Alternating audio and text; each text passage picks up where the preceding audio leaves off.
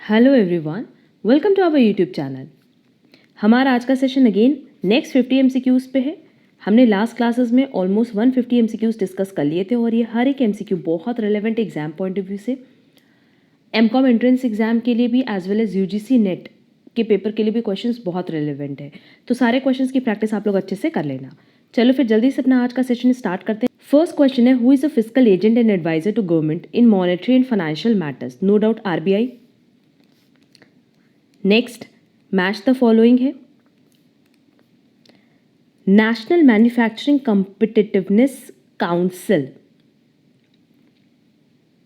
ये आएगा competition act 2002 के अंडर।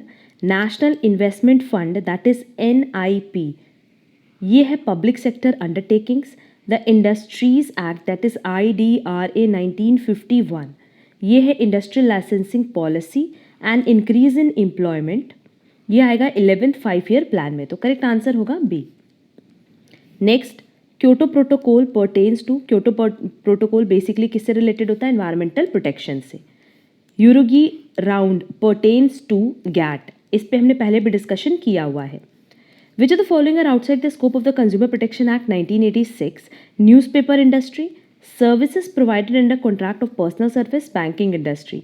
फर्स्ट एंड थर्ड तो है बट बी इसका पार्ट नहीं है, तो करेक्ट आंसर होगा B. Next, which of the following is true regarding the prudence principle of accounting? Taking care of the future loss, future profit तो हम कंसिडर ही नहीं करते, बैड डेट भी नहीं, इन्वेंट्री एंड डेप्रिसिएशन भी नहीं। बेसिकली प्रूडेंस या कंजर्वेटिज्म की बात करें तो इसमें हम लोग ये कंसिडर करते हैं कि जो भी लॉस होने वाला है उसको हम पहले से ही लेकर के चलेंगे, बुक्स में रिकॉर्ड करके चलेंगे। विच of the following is a non operating expense? Salary of MD, depreciation, advertising expenditure, interest on loan. Non operating expense है इंटरेस्ट ऑन लोन। अब देखो, हमने जो इस सीरीज का फर्स्ट सेशन अपलोड किया था ना, उसमें क्वेश्चन नंबर 12 स्किप हो गया था, जहां असर्शन और रीजन दिया है।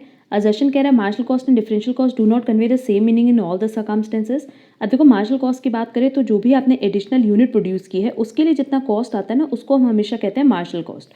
और डिफरेंशियल कॉस्ट मतलब क्या होता है कि जहाँ हमारे पास दो ऑल्टरनेटिव डिसीजंस होते हैं, मतलब दो ऑप्शंस अवेलेबल होते हैं, तो उनके बीच का जो कॉस्ट आता है, मतलब जो डिफरेंस आता है कॉस्ट के बीच में, उसको हम कहते हैं डिफरेंशियल कॉस्ट। तो नो डाउट ये दोनों कभी भी किसी सर्कमस्टेंसेस में सेम तो नहीं हो सकती।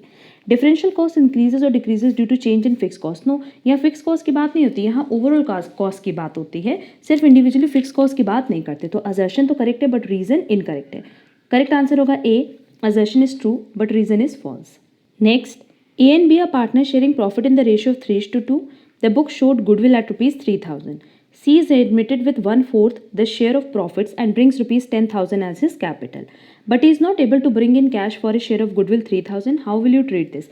अब अगर वो अपने goodwill का शेयर नहीं ला रहा है तो सिंपली हम लोग क्या करेंगे कि उसकी कैपिटल अकाउंट को डेबिट कर देंगे, यही ना करेंगे? तो as per given option correct answer होगा C's account is debited for rupees 3,000. Next, if there is mutual indebtedness between the transferor and transferee company in business combination, तो उस केस में हम लोग क्या करते हैं कि कोई एडजस्टमेंट उसका बुक्स में नहीं दिखाते हैं। No adjustment is required in the books of the transferor company.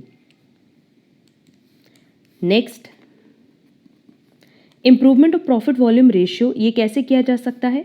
Selling price increase करके, altering sales mixture, reducing variable cost. क्योंकि पीवी रेशियो बेसिकली हम लोग कैसे निकालते हैं? पीवी रेशियो कैलकुलेट करने का तरीका contribution upon sales divided by 100। तो इन तीनों ही तरीके से हम अपने पीवी वॉल्यूम को या पीवी रेशियो को इंप्रूव कर सकते हैं। तो करेक्ट आंसर होगा डी।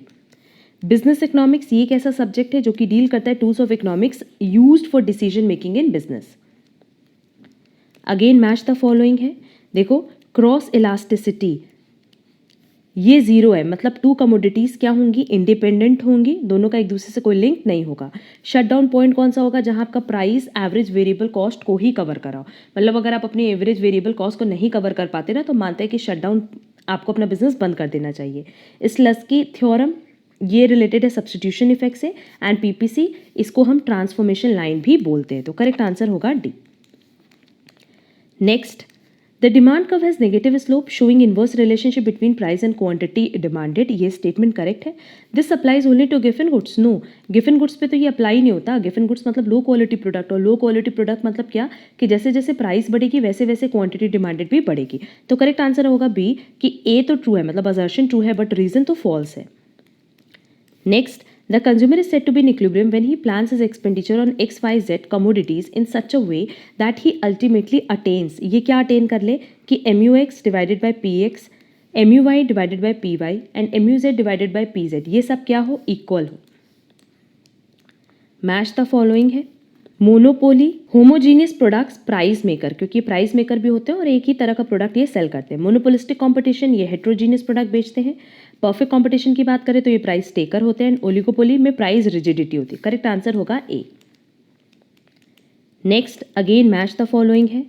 फिशर ये हमने पढ़ा है इंडेक्स नंबर में. Karl Pearson coefficient correlation. Thomas Bayes inverse probability and Karl Gauss normal distribution. Correct answer होगा B. Next the law of statistics which says moderately large number of items chosen at random from a large group possess the characteristics of the large group. ये basically किसको define करता है? The law of statistical regularity को. तो correct answer होगा B. Next, a distribution where the value of arithmetic mean is maximum as compared to median and mode. सबसे ज़्यादा value mean की कहाँ होती है? Positively skewed distribution में. और सबसे कम कहाँ होती है?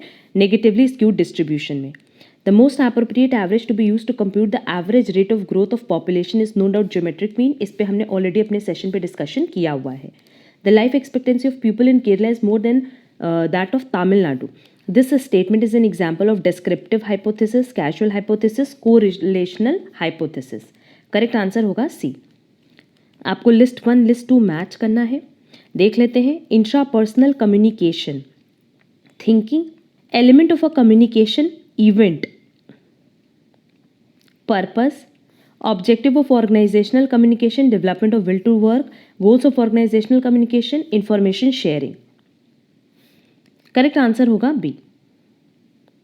Next, according to the Boston Consulting Group, that is BCG model की बात कर रहा है, a business which has a high growth rate but a weak market share is referred to as a. अब देखो BCG growth शेयर मैट्रिक्स की बात करें तो यहाँ एक एक्सिस शो करता है ग्रोथ को और एक करता है शेयर्स को. और बेसिकली इसमें 4 चीज़ें होती हैं. एक तो होता है स्टार, एक होता है क्वेश्चन मार्क, एक होता है कैश काउ और एक होता है डॉग. इन चारों का मीनिंग हम यहाँ पे समझा दे रहे हैं कि अगर लो ग्रोथ है एंड हाई शेयर है तो उस केस में कैश काउ की बात कर रहे हैं. हाई ग्रोथ हाई शेयर तो स्टार की बात कर रहे हैं. हाई ग्रोथ लो शेयर अगर है तो question mark and low share low growth dog की बात कर रहे हैं. क्लियर. तो क्वेश्चन में हमसे high growth and low market share कह रहा है तो नो डाउट करेक्ट आंसर क्या होगा? C question mark. No ideas are ever criticized and the more radical the ideas are the better and the rules of which decision making process. Brainstorming.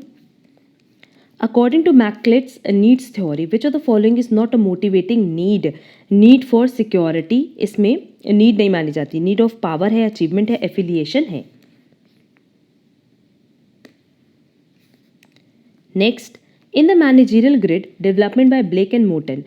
Basically इसमें जो हम लोग ratio लेकर के चलते हैं वो होता है 9-1 management. Which of the following is not the major component of holistic marketing? Major component कौन सा नहीं है? Relationship marketing है, integrated marketing है, customer satisfaction नहीं है. तो correct answer होगा C. Which of the legislations listed below do not form part of the marketing environment of India? The Drugs and Cosmetics Act, the Prevention of Food and Alteration Act, the Monopolies and Restrictive Trade Practices Act. कह रहा है do not form part of the marketing environment of India. Correct answer होगा D, both B and C. The set of all actual and potential buyers of product. इनको हम क्या कहते हैं? Market. In the model of consumer behavior given by Philip Kotler, what constitutes a marketing stimuli? 4 P's of marketing. The factor that exerts the broadest and deepest influence on consumer behavior. इसी को हम कहते हैं culture. Next, which one of the following is not among the assumptions of the MM approach, that is Modigliani-Miller approach? अब अगर मोदिगिलानी Miller model की बात करें तो सबसे पहला ही अजम्पशन ये होता है कि जो कैपिटल मार्केट है वो परफेक्ट होगा. दूसरा अजम्पशन ये होता है कि किसी भी तरह का कोई टैक्स यहाँ नहीं होगा, that is no corporate income taxes available होंगे. डिविडेंड पे आउट रेशियो की बात करें तो इसमें हम हमेशा मानते हैं कि 100% हम डिविडेंड डिस्ट्रीब्यूट करेंगे, कोई भी रिटेन्ड अर्निंग नहीं रखेंगे. एंड इक्विवेलेंट रिस्क क्लासेस होगा, that is homogeneous risk classes होगा. तो यहाँ देखो ऑप्शन में दिखा है unity for dividend payout ratio, बल्कि हम लोग कह रहे हैं कि डिविडेंड पे आउट रेशियो हमेशा कितना होगा, 100% होगा। तो करेक्ट आंसर क्या होगा, सी, किसी अजम्पशन नहीं है। The most suitable coverage ratio for deciding the debt capacity of the firm is cash flow coverage ratio. Which one of the following is the most popular method for estimating the cost of equity? Capital asset pricing model. No doubt अगर हम लोग कैपम की बात करें तो ये सबसे best method माना जाता है कॉस्ट ऑफ इक्विटी को कैलकुलेट करने के लिए। Which one of the following is not the internal factor affecting the weighted average cost of capital of a firm? Investment policy, capital structure, dividend policy, market risk premium for the firm. Correct answer होगा D, कि ये internal factor नहीं है, ये external factor है। Most common approach for analysing the capital structure of a firm is, common approach कह रहा है तो कंपैरेटिव एनालिसिस होगा। Who propounded theory Z, William उची।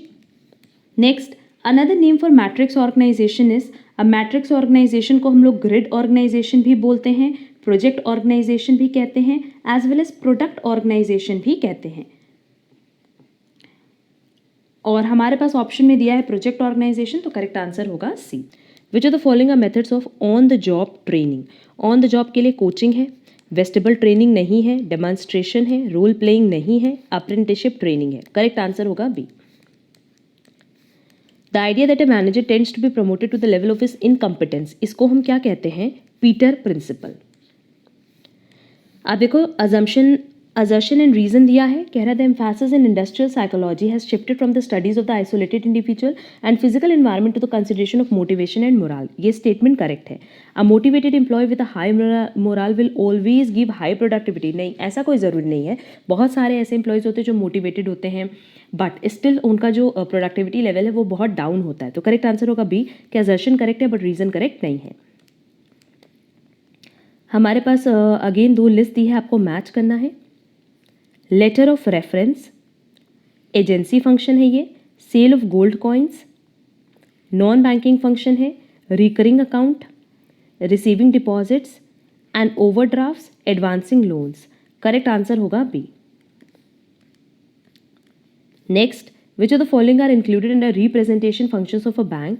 बैंक के रिप्रेजेंटेशन फंक्शन में क्या आएगा, payment of cheques and bills आएगा, प्रोवाइडिंग रेमिटांस फैसिलिटीज आएगा, अंडर राइटिंग ऑफ सिक्योरिटीज आएगा, advancing clean credit, allowing overdrafts, purchase and sale of securities. तो first, second, third and last इसका करेक्ट आंसर है C. Next, call money rate is applicable for a very short period to, ये किसको मिलता है, सिर्फ interbank advances को। Bonds of land development banks, semi government securities है ये, treasury bills, first order securities है, shares of a public limited company, personal securities. Correct answer होगा ए।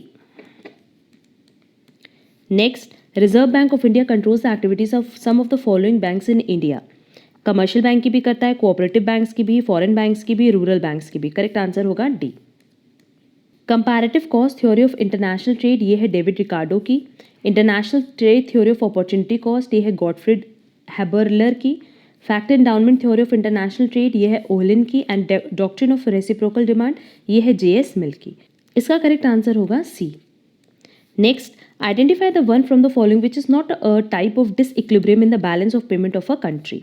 साइक्लिक डिसइक्विलिब्रियम है, सेक्युलर भी है, स्ट्रक्चरल भी है, बट सेक्टरल डिसइक्विलिब्रियम इसका पार्ट नहीं है, क्योंकि क्वेश्चन में हमसे पूछा था type of disequilibrium in the balance of payment, तो ये पहला 3 टाइप है, but sectoral disequilibrium type of disequilibrium नहीं है in the balance of payment. तो करेक्ट आंसर होगा D. The participants who take advantage of different exchange rates in different markets, इनको हम कहते हैं आर्बिट्रेजर्स। The liability of the option buyer is limited in the currency options market. Yes. Option buyer need not exercise the option if the exchange rate is not favorable for him. Yes, correct है भाई, अगर उसके favour में नहीं होगा तो फिर उसको वो एक्सरसाइज करने की जरूरत नहीं है, वो होल्ड कर सकता है। करेक्ट आंसर होगा सी, कि दोनों ही स्टेटमेंट करेक्ट है। एंड आज का लास्ट क्वेश्चन है, an MNC that maintains a balance between the home market and host market oriented policies, ऐसी एमएनसीज को हम कहते हैं geocentric firm. That is correct answer होगा सी। ये ओवरऑल नेक्स्ट 50 MCQs से रिलेटेड टू ये सीरीज, एंड ऑलरेडी हमने इसके 150 MCQs अपलोड कर दिए थे। जो लास्ट 50 MCQs है वो भी हम बहुत जल्दी अपलोड करने वाले हैं। अगर आपको आज की क्लास यूजफुल लगी तो वीडियो को लाइक, कमेंट, शेयर ज़रूर करना। एंड अगर आप हमारे चैनल पर नए हो तो चैनल सब्सक्राइब जरूर कर देना, सो दैट आगे की क्लासेस की नोटिफिकेशन आपको टाइमली मिल पाए। इन क्वेश्चंस की प्रैक्टिस ज़रूर कर लेना, क्योंकि ये questions exam point of view से बहुत रेलिवेंट है। अब हम लोग मिलेंगे हमारी नेक्स्ट क्लास में, जहाँ हम लोग लास्ट 50 MCQs डिस्कस करने वाले हैं। आज के लिए बस इतना। Thank you so much.